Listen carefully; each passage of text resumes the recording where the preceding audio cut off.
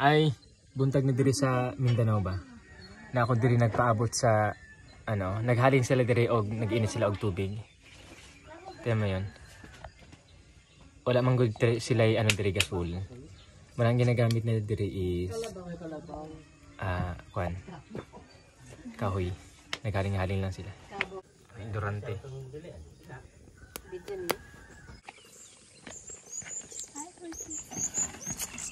Mambutong kata karon. Kauban ako mga pag-umangkod og si Manong. Masaka taglubi kay para makakuha tag bunga. Ninot king palibot ho. Pure mountains. Dahil mi sa una mi dako. 2019 nagkabisita mi dire. Dayon after 5 years 2024 na karon. Nakabisita na pud mig balik. Dahil lang pud mi. For 3 days lang vacation dire. Onya nantaw ta kung paano sa kaon o paun sa kuhaon ang buko.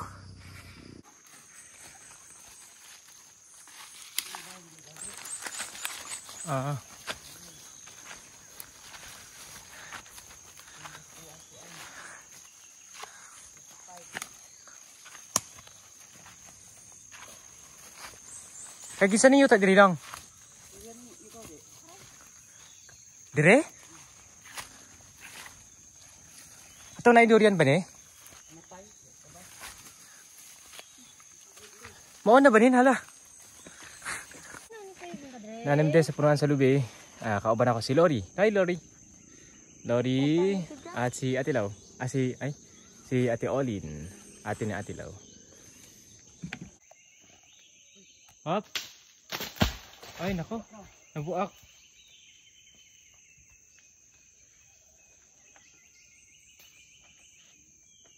Nahulog tong isa, nabasag. Ambi nga.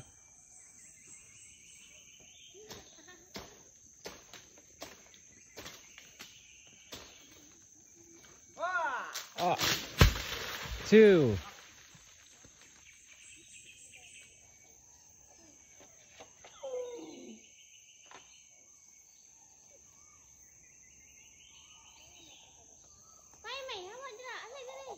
Ada diri oh. Ayan to. May gumagalaw. Andiri ah. Ano unang ikaduha na hulog. Susulayan na to. Dira oh. Ay nipis, manipis dito oh. Nipis ra? Murag nipis lang so. Ano?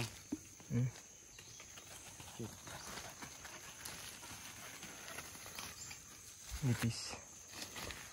Upat lang ang nakuha namo kay. Upat lang man sila dungan doon sa isa ka bubig. Ay sakto lang dai. Sakto lang oh. Kuskuso na nato. Hey, ready? No, no. Kita ko vlog bro. Yan. Napa isa wala na mo nakita. Duha man to diri nagdungan. Lahim. Natin diri. Duha to sila. Isa lang ako nakita. Ito yung nakatakot dito kasi mga ano ba dito? Mga sagbot. Dayon. Mga kabalog na ihalas na ito galuko.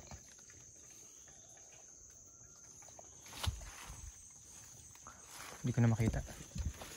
Wala man. Kaya diri nga lugar sa una. Hawan kayo ni ba? Diri sa una oh. Hawan kayo diri sa una. Pero after 10 years pagbalik na ako diri, halos wala na ako kaila sa lugar. Kay ang mga kahoy oh, dagko na kayo. Kani mga kahoy diri, kawaya, kani mga goma. 10 years pa lang. 10 years na ba ninong? Yung mga goma? Dugay-dugay ni. Ang goma? 9 years? 11? Sobra na ni siya. Kay pag gikan ako diri kakatanom lang to. Murag isa ka tuig pa man to. Nana ni. Ana. Pag kanya. Sobra na 10 years oh. Dagko na kayo, tingala na ako. Oh. Ano na siya? Lasang na. Oh, na siya na kuskus. Oh. Ano siya? Nakuskus. Amo aning punon kay daghan man mo kaon unya. Puno na mo ni.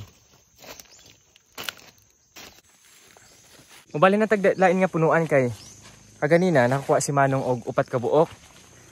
Tulo lang mo nakita. Dayon. Wala na may butong dito sa punuan na ito.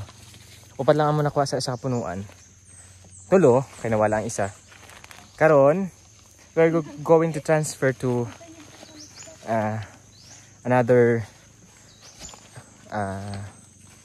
tree of coconut. Ay may na po may lain nga butong. Grabe. After 10 years, wala na ako kaila sa lugar. Kay ang mga kahoy dagko na.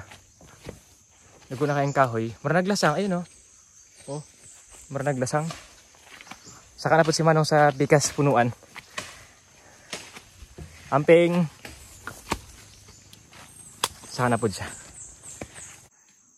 Ibalik na po sa bigas punuan. May tatag butong. Hindi na ako sa ubos kay pag muli din na sa ubos, ako na mag-atang. Ayun o, taas. Taas na po na siyang punuan kay ready, makukuha na siya isa.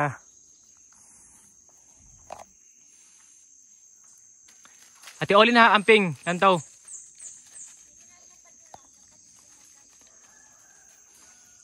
Baka dili masalo ni Manong ba? Manto sa inyo Up. Tilaw. 1.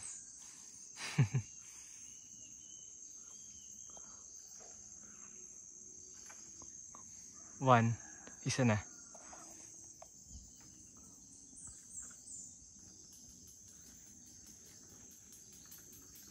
Oy! Oy, buwa. Duha. Dapat mong sa dili mo buwa kay. Ang sabaw ba? Ato ang isago sa lamaw. Ang sabaw. 3. Up, bantay. Up, galing. Tulo lang. Yay, we have 3. We have 3. Pakita ko na ito po na. Tao na po nato itong tulo. Tulo lang naman nakuha sa isa punuan. Matingala mo kay nganong bisag dili abrihan ang butong. Kabalo sila nga pwede na siya sa lamaw. Sanay na kasi sila. Diri. Anad na sila ba? Pag pikpiko lang nila para may balaan nila nga butong. Or papaluin nila ng itak. Ay, dako po siya. Mga 3 kilo ang isa mahigit. Murag Sprite ang sabaw siguro ani.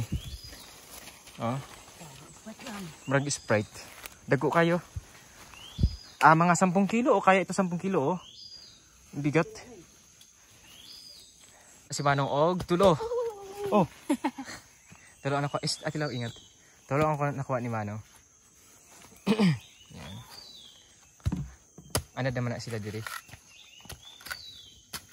Sa una po, anad naman po ko sa una. Karon lang wala na exercise. Yan mga. Yan Oo. Anad. Ako na lang. Yan Mani siya kabaga. Pagkuskuso ni mo. Grabe halos puno na Malalaki na kayong mga puno. Sobrang laki. Pupunta tayo dun sa lugar na nung kabataan namin, naglalaro kami ng padaos-dusan. Tapos nilalagyan namin ng dahon ng nyog. Dahil this time, nung 10 years ago or before akong pumunta sa Maynila, dinala ako sa Maynila ng mga tao na ginamit ng Panginoon. Ang lugar na ito ay Carabao grass. Ito dito, Carabao grass ito dito dati. And then time come na nagtanim sila ng mga puno, mga goma. Yan, puno ng goma. Halos parang parang hindi, na talaga? Mapuno. Ano matawag dito sa Tagalog? Lasang. or parang zoo na. You know? Grabe, ang bilis ng panahon. Dati walang-wala ito. Carabao grass pa lang ito dati. Pupunta tayo doon sa lugar na pag titingnan mo yung sa baba ay nasa bundok tayo ngayon. Mataas na itong bundok na ito. And then if you are going to see the place surrounds this mountain ay nindot kayo ba? Makita na ito sa mga movie. Nindot kayo. Makita nimo ang mga fogs. And then big trees. Makita na ito. Nakakamiss, no? For almost 10 years. Mauna na yung development niya. Nantawa, oh. Akong ibalhin ang camera. Nantawa, oh. Grabe. Diri, oh. Nantawa diri, oh. Diri banda. Mountains. Mountains. Kung narinig yun yung music, sobrang layo ng music na yun hanggang di ko makita. Alam ko makita. Ito yata. Itong mga bahay na yan, yung music na naririnig nyo, dun galing yan itong bahay na ito. But because this is a mountain, ay a simple sounds as far as where you are located, ay naririnig mo siya because of the echo na maririnig mo siya. Because walang sasakyan, but may highway na siya, highway. Ito highway na ito dito, highway. Pero since kahit may highway siya, kunti lang yung bahay, di gaanong marami. Di kagaya dyan sa city. Kaya nakakatuwa, nakakamiss. Imagine, this place before, 10 years ago, ay Carabao grass lang yan dyan. Walang kapuno-puno, Carabao grass lang. And then, mga guavas, na wild guavas. Dito dati, Carabao grass and then wild guavas. Ibig sabihin, bayabas. Ang makikita mo lang dito dati. But now, grabe. Big trees. Dagko na kayo mga kahoy. Nakamangha. Babalik tayo doon sa mga pamangkin ko at kay Manong. Nagkukuskus sila doon ng buko. Grabe. Overwhelmed. Nakakatuwa. Na-miss ko yung buhay ko noon. Kaya, do something. Hindi pwedeng manatili tayo sa kahirapan. But strive more, plan more. If may gusto magpapaaral sa iyo, take that opportunity. Sayang ang panahon. Imagine after 10 years, kung hindi ako dinala ng Panginoon sa Maynila, what's life? What's the purpose of life? 'Di ba? Kaya balik na tayo dito. Balik na tayo doon sa lugar, magkuskustag buko. Nakakatuwa. You're here. O, minaog na si Manong. Dirigikan sa puno. Yan. Mataas na po siya. Magkuskus na po mi. See you later. Mainom kog sabaw sa butong. First time na ako mainom pod. Nga fresh gikan sa punuan. Sa buko. Tagi asikaso ni Manong. Anong kalaw? Kuhaan sa nimo ni, oh. Ito, kuhaan sa nimo. Grabe.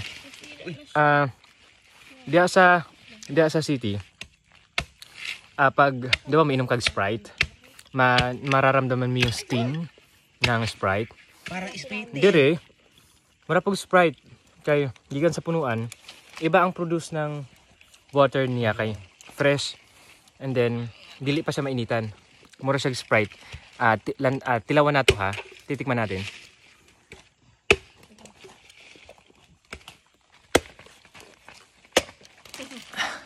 Nakikita ko umiinom. Grabe, tamis. Sprite? Parang Sprite. One more. Parang Sprite. One more. Tikman natin. Wow. Salamat Manong. Salamat Manong sa buko. Grabe. Thank you very much. You're so kind and beautiful. Grabe, tamis. Talo pa yung Sprite. Talo pa yung Sprite, of course, kasi natural ni. Then yung sting, yung ganyan, magdidighay ka pagkatapos.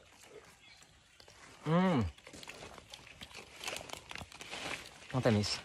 Nandito tayo ngayon sa sa taas ng, ito yung lumang bahay ng lola ko. Yan.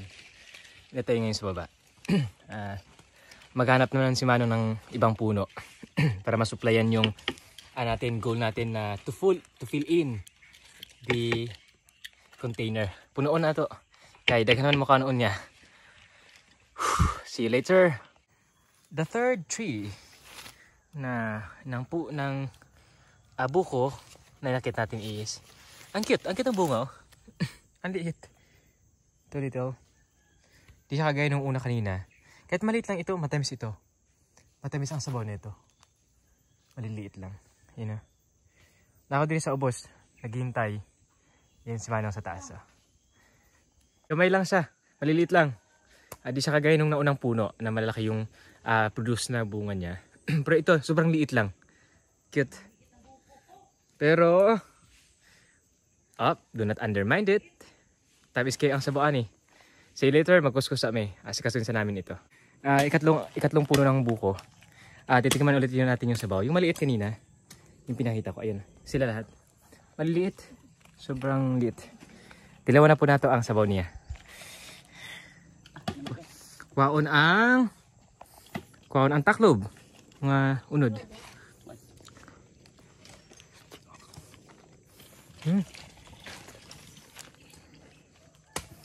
Dilawan na to ang sabaw. Let's taste the water inside.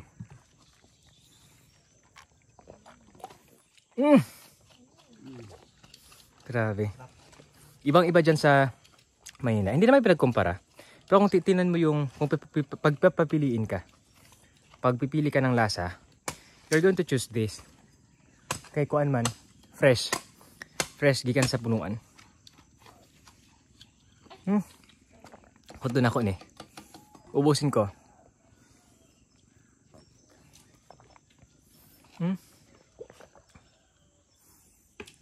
Sobrang linis niya.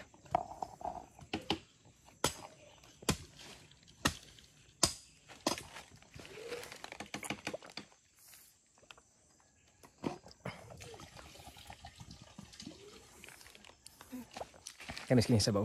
Bukas ang buko. Ayan mo. Buko man. Yan. Ingat lang sa paghampas. Yan. Ang purpose niyan ay para mabilis tanggalin yung sabaw, hindi siya kagad matatapon. And then, kahit bubuksan mo na lahat. Ito yan. Kahit pagbubuksan mo na yung lahat, kahit bukas na lahat, may butas na. Hindi siya basta-basta natatapon. Yan, simple. Kung sanay ka na. Just that simple.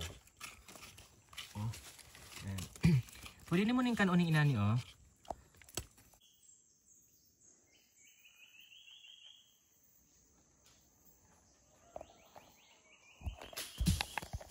Okay, pang-apat na puno. We have 9 cocoa. Siya may nakuha namin. Hindi Manong pala. Yeah. Preparing na po para sa pagkuskus. You know, ang dami. Simple lang, no? Para makuha mo ang sabaw. Simple lang. Inala ang process, oh. Ayun, oh. 3 cuts lang. Yan. 3 cuts lang. And pag nakuha na nimo ang sabaw, i-transfer na nimo, ay pwede na nimong i-cut. Bibiyakin mo na. Just simply. Simple lang, oh. Sa mga sanay na, siyempre. You know? 3. Almost 3 lang, 3 cuts lang. Bilis. Now, puno na yung goal natin. Puno na yung basket na ang balde na ato ang goal ay mapuno siya. Dili man siya puno kayo, but sakto lang, hindi siya matapon pag kinakarga mo siya. Ito na yung balde natin, oh. Puno na siya. Daming laman, napaka-fresh, oh. Ang linis pati. You know? Yay! O, takpan na. Ate Olin, thank you. That's all. Thank you for watching. Bye-bye.